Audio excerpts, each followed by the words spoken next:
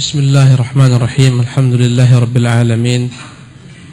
Wa sallallahu wa sallam wa baraka ala abdihi wa rasulihi Muhammadin wa ala alihi wa sahbihi ajma'in. Amma ba'd. Wa idza 'alima al-'abdu bi jalalillahi wa 'azamatihi, ketika seorang hamba tahu keagungan Allah, kemahabesarannya, wa 'uluwihi, dia tahu ketinggian Allah ala khalqihi, ketinggian Allah di atas seluruh makhluknya, zatan, maha tinggi zat Allah. Ini yang diingkari oleh ahlul bid'ah. Wa qahran, maha tinggi keperkasaan Allah. Wa qadran, maha tinggi ketentuan Allah. Tak ada yang dapat merubah ketentuannya, tak ada yang dapat mengalahkan kekuasaannya. Dua sifat ini diyakini oleh ahli bid'ah. Orang-orang ahlul kalam meyakini Allah maha tinggi keperkasaannya, tak ada yang dapat mengalahkan. Allah maha tinggi kehendaknya, tak ada yang dapat merubah. Tapi Allah maha tinggi zatnya diingkari oleh mereka. Ya, kenapa mereka mengingkarinya? Karena tak sesuai logika sehat mereka, kata mereka. Padahal logika mereka sakit. Allah tabaraka ta'ala Allah subhanahu wa ta'ala telah memberitahukan tentang dirinya dalam Quranul Karim. Dia maha tinggi. Mereka mengingkarinya. Mereka mengatakan bukan zatnya maha tinggi, tapi kekuasaannya, kehendaknya. Ya, disitulah perbedaan antara kita dengan mereka ahlu sunnah. Mereka ingkari, bahkan mereka sesatkan orang yang mengatakan Allah di atas, padahal Allah yang mengatakan demikian dalam banyak sekali ayat. Ya. Kemudian fa inna hadha yuthmiru lahul khudu'a wal istikanata wal mahabbah. Ilmu hamba Allah, Tuhan yang maha agung, yang maha besar, yang maha tinggi, melahirkan bagi seorang hamba sifat khudu', ketundukan, wal istikanah, tenang dia berjalan di muka bumi ini. Tak heboh dia. Banyak orang yang heboh di dunia ini. Sedikit diuji dengan penyakit heboh, sedikit diuji dengan rezeki yang sempit heboh. Ya, tenang berjalan di muka bumi ini. Kata Allah, wa ibadur rahmanil ladzina yamshuna 'alal ardi haunan. Mereka lah hamba-hamba Allah yang begitu tenangnya berjalan di muka bumi ini. Kenapa dia tenang? Tak perlu galau, ada Tuhan yang maha kuat, Tuhan yang maha kaya, Tuhan yang maha baik. Subhanallah. Ya, Tuhan yang mengetahui hajat hamba-hambanya. Tenang, melahirkan ketenangan, wal mahabbah, melahirkan kecintaan yang kuat kepada Tuhan yang maha baik, yang maha pengasih, penyayang, maha kuat. Wa jami'a anwa'il ibadah, dan segala macam bentuk penghambaan-penghambaan lainnya terhadap Allah.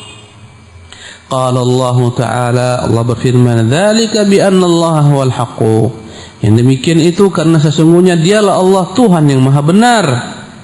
Wa anna ma yad'una min duni, adapun yang mereka berdoa meminta kepada selainnya dari Tuhan-Tuhan lain, huwal batil, itu semuanya kebatilan. Bagaimana dipuja orang-orang yang telah mati, dikubur, dikandung tanah, kalaulah mereka memiliki kemampuan tak mati-mati mereka, ya, untuk menolak azab, menolak kemudaratan, tak mati-mati. Dirinya saja telah mati, menunjukkan dia tak mampu menahan ketentuan takdir Allah. Ya, setelah mati tak mampu dia bangun kembali, hidup kembali, tidak. Maka bagaimana diminta Tuhan-Tuhan seperti ini? Subhanallah. Apalagi yang dipahat dalam bentuk batu, ya, diukir dalam bentuk kayu, bagaimana akan dapat mengabulkan doa-doanya? Wa anna Allah wal aliyul kabir, sesungguhnya dialah Allah al-aliyu, Tuhan yang maha tinggi. Tinggi zatnya, tinggi keperkasaannya, tinggi kehendaknya. Al-kabir, Tuhan yang maha besar. Ya, sebenar-benarnya maha besar, zatnya maha besar. Tidak ada yang lebih besar daripada Allah. Wa qala ta'ala, dan Allah berfirman, wa huwal aliyyul azim, Dialah Tuhan yang maha tinggi lagi, Tuhan maha agung. Waqala, dan dia berkata, wa ma qadarullah. Itu orang-orang kafir tidak pernah tahu bagaimana kebesaran Allah. Wa ma qadarullah haqqa qadri. Mereka tidak pernah sekalipun mengetahui tentang hak Allah. Mereka tidak pernah menempatkan Allah sebagaimana mestinya. Mereka merendahkan Allah. Mereka mencaci maki Allah. Padahal apa? Wal ardu jami'an qabdatuhu yaumal qiyamah. Bumi ini kelak semua dalam genggamannya di hari kiamat. Was samawati matwiyatun biyamini. Langit yang begitu luas semuanya dia gulung dengan tangan kanannya. Subhanahu wa ta'ala. Dialah Tuhan Allah yang maha suci, Tuhan yang lagi maha tinggi. Wa ta'ala, apa arti wa ta'ala? Maha tinggi. Selalu kita sebutkan Allah Subhanahu wa ta'ala. Apa makna wa ta'ala? Tuhan yang maha tinggi. Ya, bukan Tuhan itu menyatu dengan hamba. Ada yang mengatakan Tuhan itu di sini. Salah, Tuhan di atas. Bukan di sini, bukan menyatu dengan kita, masuk ke dalam darah kita. Akhirnya kerasukan ruh Tuhan. Akhirnya disembahlah Isa bin Maryam. Kenapa? Karena menurut mereka Isa kerasukan ruh Tuhan. Tersimpanglah Ibnu Arabi. Dia mengatakan ma fil jubbati illallah. Dalam pakaian ini enggak ada kecuali Allah. Sebenarnya dia bukan kerasukan ruh Tuhan, tapi kerasukan ruh syaitan. Subhanallah. Tuhan Allah tak akan pernah menyatu dengan makhluknya. Ya.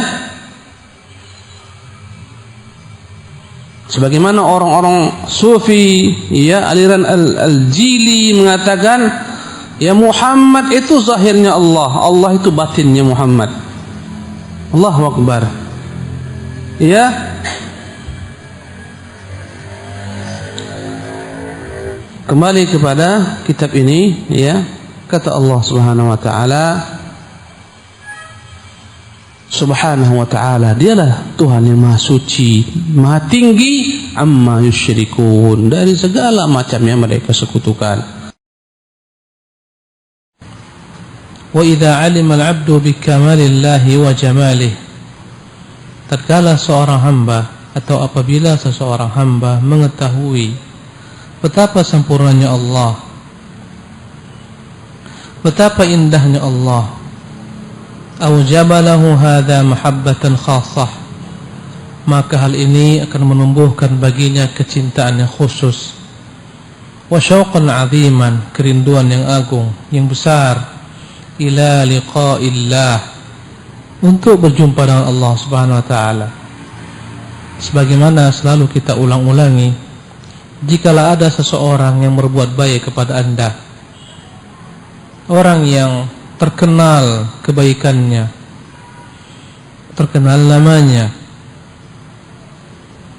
dia berikan kepada Anda segala macam bentuk kebaikan. Anda diberikan rumah mewah, mobil yang mewah, diberikan sawah ladang, diberikan ternak, diberikan segala sesuatu yang Anda cintai. Maka fitrah manusia ingin berjumpa orang ini. Kalau andai kata dia tidak tahu siapa orang yang telah memberikan kepadanya segala kebaikan ini, pasti dia berupaya mencari informasi tentang, mencari tahu. Andai kata dia telah tahu sebagian daripada sifat-sifat orang ini, maka dia ingin sekali berjumpa dengan orang yang budiman ini. Dia akan cari alamat rumahnya, dia akan datang ke sana. Andai kata tak mampu datang, dia akan berazam untuk datang suatu ketika. Mungkin dia akan kirim surat terima kasih. Ya. Apabila ada kemungkinan untuk berjumpa dengan orang itu, pasti dia akan datang menjumpai orang tersebut untuk bertatapan muka dengannya, mengucapkan terima kasih kepadanya, untuk mengenal lebih dekat orang yang berbuat kebaikan itu. Apalagi Allah Jalla wa Ala, dialah di tangannya segala macam kebaikan.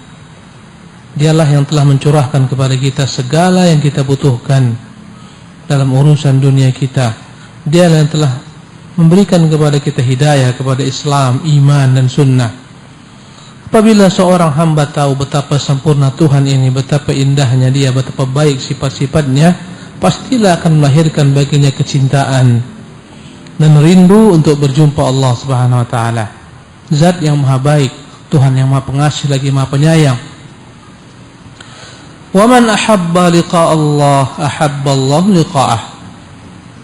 Muttafaqun alaih. Dan Nabi sallallahu alaihi wasallam bersabda, barang siapa yang cinta, ingin berjumpa dengan Allah Subhanahu wa taala, maka Allah pun mencintai atau ingin pula berjumpa dengannya. Muttafaqun alaih. Wala raiba anna hadha yuthmiru fil 'abdi anwa'an katsiratan min al-ibadat. Tentu tak ragu lagi, hal ini akan membuahkan berbagai macam bentuk ibadah kepada seorang hamba. Dia persembahkan segala macam ibadahnya untuk Allah, senantiasa dia mengingat Allah Jalla wa'ala. Kalaulah ada orang yang budiman tersebut berbuat itu kepada kita, semua dia berikan kepada kita tanpa pamrih, tak minta daripada kita apapun juga, pasti kita akan mengenang orang tersebut, selalu mengingatnya, ya, berterima kasih kepadanya walaupun dia tidak tahu dan tidak dengarkan, apalagi Allah Jalla wa'ala. Maka hal ini akan melahirkan berbagai macam bentuk ibadah. Maka tak berat baginya beribadah menyembah Allah. Kalaulah dalam keseharian kita dapati diri kita berat untuk melaksanakan salat, menunjukkan dalam diri kita ada penyakit, ada nifaq, ada kemunafikan, menunjukkan kita tidak tahu siapa Tuhan yang akan kita sembah, yang akan kita berhadapan padanya, ya, menunjukkan ibadah kita hanyalah sebatas kebiasaan belaka. Apabila benar-benar kita menyempurnakan ilmu kita tentang Allah Tabaraka Ta'ala, mungkin kita akan berlomba untuk segera datang salat kepadanya. Mungkin kita tak mau keluar daripada salat tersebut.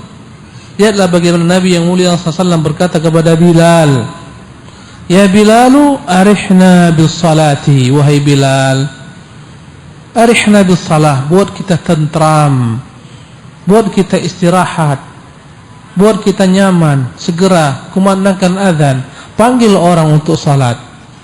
Ketentraman Nabi ada pada salat, ya, sebagaimana beliau mengatakan, wa ju'ilat qurratu aini fis salah, dijadikan Allah kesukaanku, kecintaanku dalam salat. Bahkan boleh jadi kita tak ingin meninggalkan salat, tak mau keluar daripada ibadah salat. Lihatlah bagaimana sahabat Nabi yang berjaga di malam hari. Mereka berdua bergantian dalam suatu peperangan. Yang satu salat sambil berjaga, yang satu tidur. Tiba-tiba ada panah yang panahkan ke arahnya dan mengenai tubuhnya. Darah berceceran. Wallahi dia tidak bergeming dari salatnya, dia tidak tinggalkan salatnya sampai selesai salatnya. Kemudian dia bangunkan sahabatnya dan dia salat dengan bacaan yang panjang, dan dia berkata, wallahi kalaulah aku tidak khawatir, tak mampu untuk membangunkanmu kelak, maka pasti aku tidak akan potong bacaanku tadi. Subhanallah. Seandainya boleh memilih, dia panjangkan bacaan, dia akan panjangkan bacaannya, tak peduli dengan luka. Dan ini menunjukkan dia benar-benar merasakan nikmat dengan salatnya. Akan datang pada masanya suatu saat, tatkala kita sedang beribadah, datang kekhusyukan. Kadang-kadang berderayan air mata kita, tapi kadang-kadang sesekali menangis kita. Qiyamul lail khusyuk, nikmat suara imam, lezat terasa. Apalagi kita bisa memahami maknanya. Subhanallah. Terasa begitu dekat dengan Allah, terasa begitu pendek salat malam tersebut. Tatkala hati tidak khusyuk, begitu panjang terasa salat, kita ingin selalu keluar daripada salat. Sebentar-sebentar lihat jam, sebentar-sebentar membisiki hatinya, imam ini panjang sekali bacaannya, sehingga seolah-olah kita berkata kepada imam, ya imam, arihna minas salat. Wahai imam, cepatlah, capek kami salat, kami mau istirahat malam ini, mau tidur. Nabi mengatakan arihna bis salat, buat kita tentram nyaman dengan salat. Kita mengatakan, Pak Imam, arihna minas salat, cukup, capek kami, segeralah kami mau istirahat. Subhanallah. Kenapa Nabi yang mulia SAW tahan puasa wisal berhari-hari? 3 hari Rasulullah puasa menyambung. Subhanallah. Karena ilmunya tentang Allah, karena dekatnya kepada Allah Subhanahu wa taala, karena nutrisi ibadah yang dia dapatkan karena kecintaannya kepada Allah membuat hilang rasa laparnya. Wallah, dalam keadaan dunia andai kata kita sedang kasmaran, yang pernah kasmaran sebagian enggak pernah kayak ini. Subhanallah. Lapar pun kita tanggung, yang penting jumpa dengan sang kekasih. Subhanallah. Ya, jalan jauh pun tak peduli. Diajak makan pun pikiran kita enggak di nasi. Makan lezat pun hanya sekedar lewat. Pikirannya kapan jumpa? Kapan jumpa? Ya enggak? Ya enggak, man. Subhanallah. Itu urusan dunia. Andai kata kita lapar, kita tahankan lapar, hilang semua. Kenapa? Karena ada yang lebih lezat, ada yang lebih nikmat. Subhanallah. Kita korbankan segalanya karena ada yang lebih lezat, ada yang lebih dahsyat, ada yang lebih nikmat, ada yang lebih tinggi. Demikian juga dengan Allah Jalla wa'ala. Maka begitu pentingnya ilmu mengenal Allah Jalla wa'ala, membuat kita cinta kepada Allah Tabaraka Ta'ala, rindu kepada Allah. Wallahi kalau Allah bukan karena wajibnya kita melewati negeri yang namanya dunia ini, orang-orang beriman mereka rindu berjumpa Allah Subhanahu wa taala. Subhanallah. Allah berfirman, walihada qala ta'ala, karena itulah Allah berfirman, faman kana yarju liqa'a rabbih, maka barang siapa yang harap berjumpa dengan Tuhannya. Wallah, alangkah harapnya kita berjumpa dengan Allah, alangkah harapnya kita melihat wajah Allah Jalla wa ala. Falyamal 'amalan salihan, hendaklah dia beramal saleh, wala yusyrik bi'ibadati rabbih ahada, dan jangan pernah dia menyekutukan dalam ibadahnya kepada Allah dengan segala macam sekutu siapapun jua. Naam.